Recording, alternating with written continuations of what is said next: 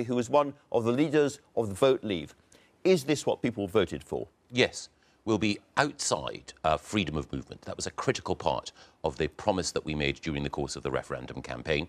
We'll be outside the common agricultural policy, outside the common fisheries policy. Over a huge swathe of our economy, we will have autonomy to decide what's in our best interests. We will also have a free trade agreement between the UK and the EU that will work in the interests of business. We'll also be outside the formal legal structures of the European Union. We will no longer have the European Court of Justice having direct control over what happens in this country, and we will no longer have membership of the common foreign and security policy. We'll also be outside the Justice and Home Affairs pillar, which has been part of the EU as well. So all of these structures, we're outside. That's what people voted for. This honours that vote.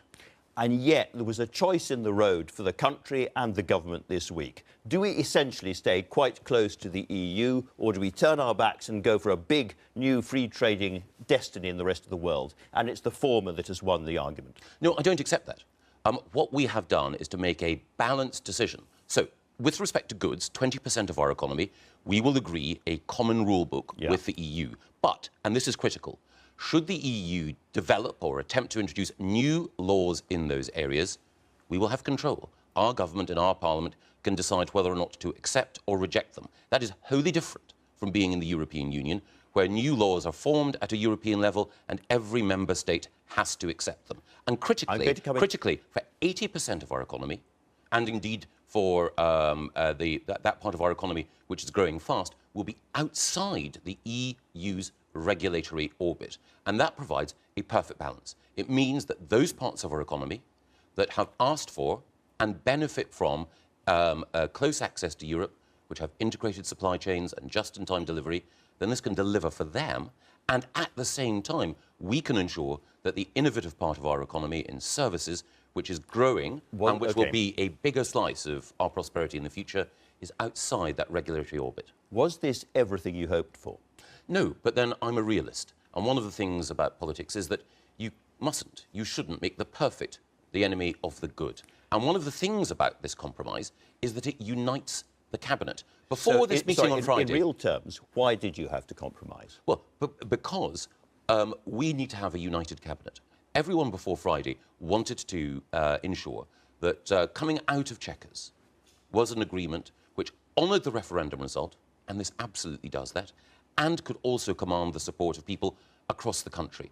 And by making sure that we have an approach which ends free movement, which keeps us out of the common agricultural policy, the common fisheries policy, which ends the jurisdiction of the European Court, we achieve all of the things that we campaigned for in order to ensure that we could leave the EU, but we also do so in a way which respects some of the wishes and some of the concerns of those of my colleagues who voted Remain.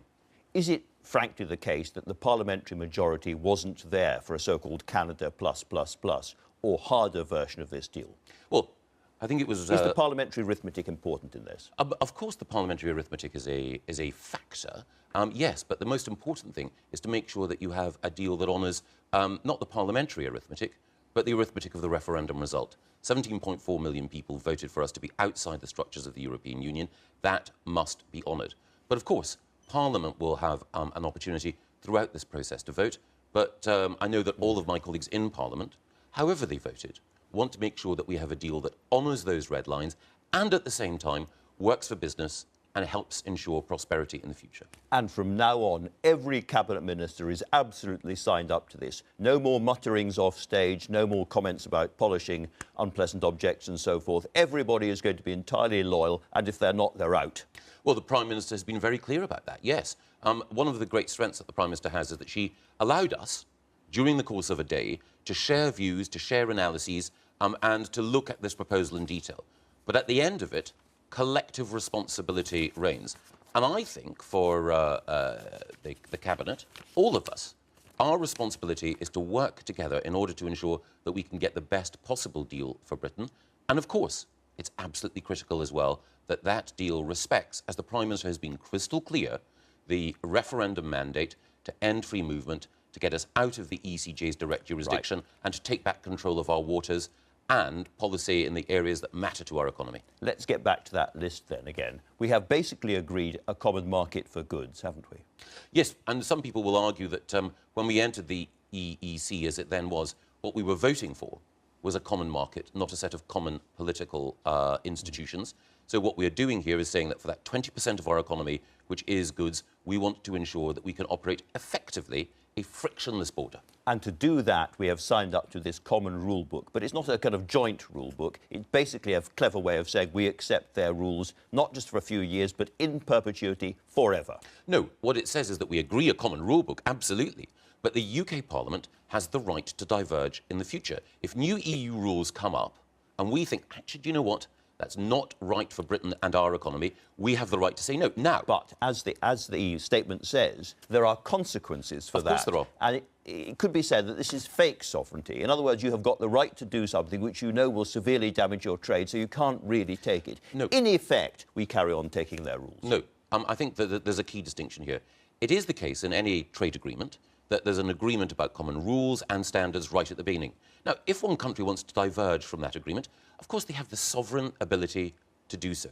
But that means the other country can say, well, you're no longer accepting those common rules, so therefore we have the right, exactly. to so say, it's a real bust-up. to erect a barrier. But that is no different from any trade agreement between any two sovereign entities. And the big difference is this, that Britain has the right, the British Parliament and British politicians have the right, if they believe that something is not in our interests, to say no.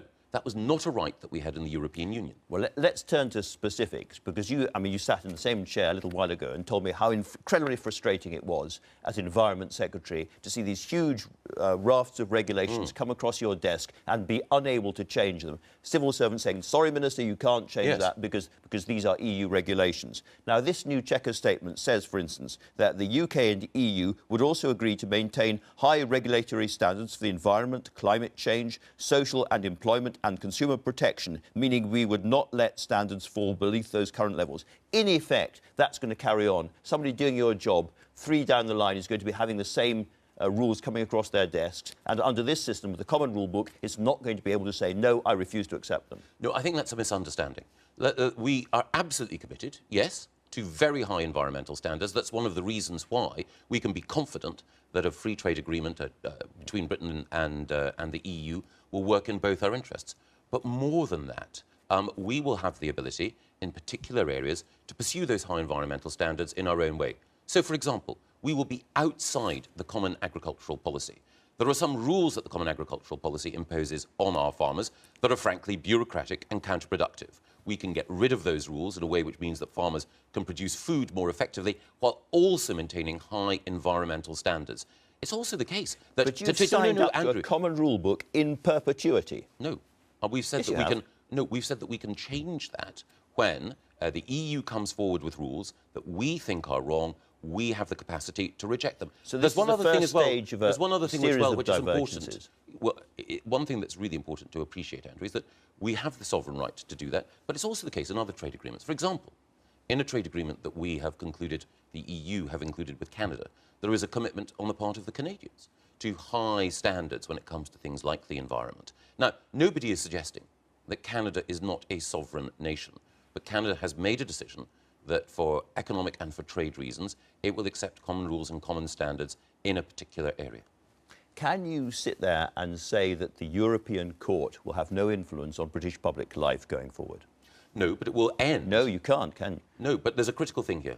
I think that the European Court, by definition, if Britain were, for the sake of argument, completely, totally independent, if Britain had absolutely no tie, no trade agreement, no dealings with Europe, the European Court of Justice would still determine the rules in our large neighbour, and that would have a bearing on the decisions that we would take about how we got our goods into their market. The critical difference, and it's important that you understand this, is that in the European Union, the European Court of Justice is in effect the UK's supreme court. It has jurisdiction. It has direct effect, and that jurisdiction will end. I do understand this, but I've read it carefully, and in the future, going forward, we will take account of case law by the European Court, so it will have a lot of influence on our courts. It says so specifically. Well, we also take account of case law in other countries' courts as well. A critical thing to bear in mind is that our judges don't sit in isolation, that the law is not something which exists in a pristine bubble. our lawyers take account of common law jurisprudence in Canada, in Australia, in the United States. They also take account of the development of European law. And the particular area here is that the ECJ's judgments and European law will be taken into account by our courts with specific reference to trade arrangements. And as we know... So they will still be influential? Well, as we know... So people saying no more European courts in this country, that's not true. They will still be here. No, they will still be influential. Andrew, no. There won't be any... Because we'll do what they say anyway. No, there won't be any direct jurisdiction of European courts. I didn't say direct jurisdiction, but they will still have influence. No. I think that you are not representing the position fairly, because the European Court of Justice's writ will end, and it is only with respect to a limited number of areas where our courts may, should they choose to, take account of EU law in the interpretation of the application of things that we have already agreed. So I think this is fake sovereignty. Well, I think that you're wrong. I think that is a fake question, because I think one of the points about our departure from the European Union is if you say, will we have control of our territorial waters? Of course we will. Will we have the capacity to set the rules for agriculture? Of course we will. Will we have the capacity for 80% and growing of our economy to do exactly as we wish? Yes, we will. Will it also be the case that we can set our own taxes? Will it be the case that we are outside the direct jurisdiction of the European Court of Justice? Of course we can. We can't actually set our taxes as we wish to at the moment, because VAT is set in accordance with EU rules. Well, so that is another area where we will be sovereign. Okay. So what you are Let me doing give you another is, really critical what area. you're doing is manufacturing a sense of fake, fake or even mock outrage, when in fact... I'm not outraged, I'm just asking you questions. Let me ask you a question. What you're doing is you're affecting that outrage. I'm not affecting any kind of... I'm not outraged at all. I'm just asking questions. Let me ask you a question about another really critical area, which is free movement of people. Yes. We have this new labour mobility system. Can you answer a question the Prime Minister couldn't answer? Will, going forward, EU citizens have special rights under that system? We'll decide who has special rights. There's a parallel here with fisheries. Some people imagine that when we take back control of our waters, that means that no European boat will ever enter our seas. No.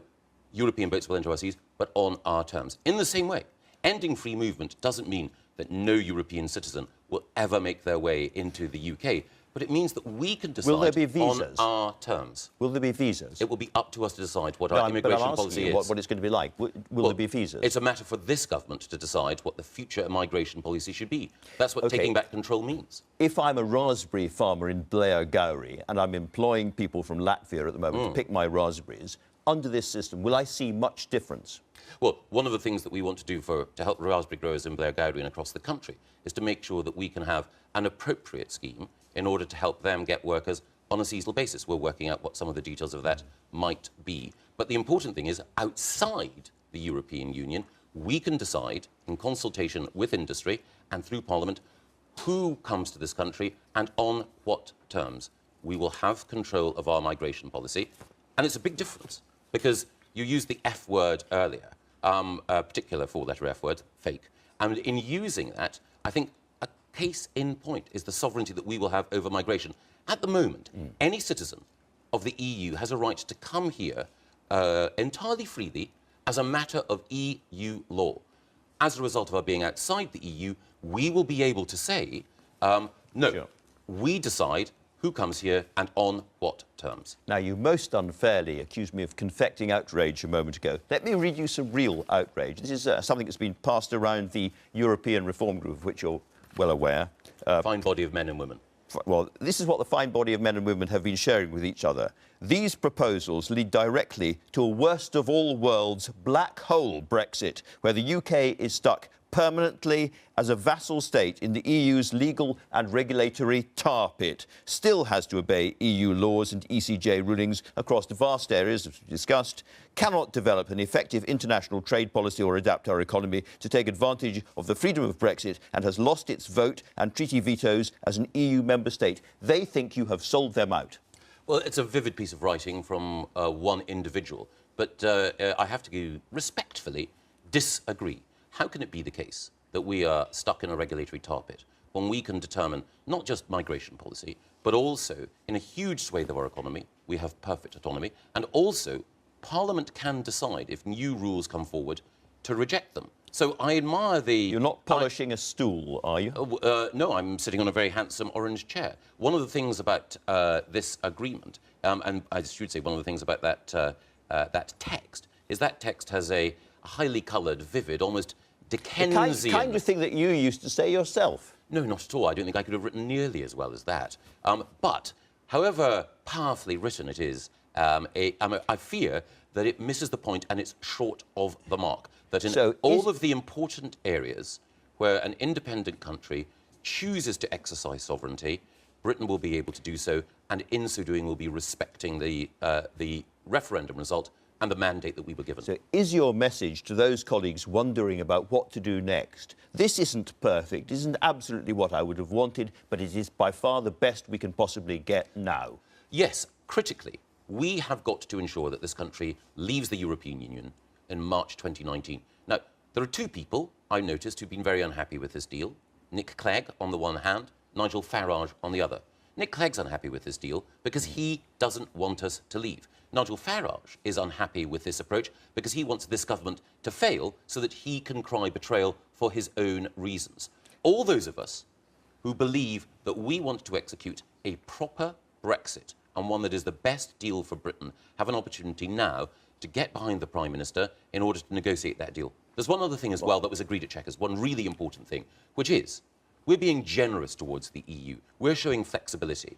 If the EU is ungenerous and inflexible, then we may have to contemplate walking away without a deal. And one of the things that we agreed at Chequers is that we would step up the preparations for precisely that outcome. And civil servants and ministers across government have been working hard in order to ensure that even though that is not... are working hard. Can I ask you a very straightforward question? A critical question is that we will be in a position in March 2019, if we don't get the deal that we want, to be able to walk away. Are we actually in a position to walk away now? We need to be by March 2019. So we're not. We need to be. The Cabinet have agreed that we're going to take the preparations. No one wants to walk away now because we're in the middle of a negotiation. What we need to do is to be able to walk away in March 2019. How many extra customs officials have we hired? We are in the process of hiring a significant number of people. In my own department, I'm not the Minister in charge of Customs, we've hired a significant number of people in order to prepare for just that eventuality. Are there any extra lorry parks or warehouses waiting to deal with no deal? We have made an investment in infrastructure. We've got the legislation ready. We've got the people ready. There is more to do. The critical thing is we need to be ready by March 2019, and the Prime Minister authorised the Cabinet to step up those preparations, not because we want that outcome. I don't want that outcome. I want a deal, and I think what the Prime Minister is putting forward succeeds in making sure that we end ECJ jurisdiction, we end freedom of movement, and we have the regulatory autonomy we need in the areas that are important to make this economy a success in the future. If Barnier looks at this and says, I can push Britain a little bit more towards the EEA, to full membership of the Customs Union and the single market, what's your message to him? My message to Michel Barnier is that I have enormous respect for you, Michel. I know that you're going to negotiate hard, but it's in the interests of French farmers, French industry, and French citizens that we continue to have good trading relationships. Make sure that you regard the interests of your citizens with the same care and the same attention as our Prime Minister has the interests of our citizens.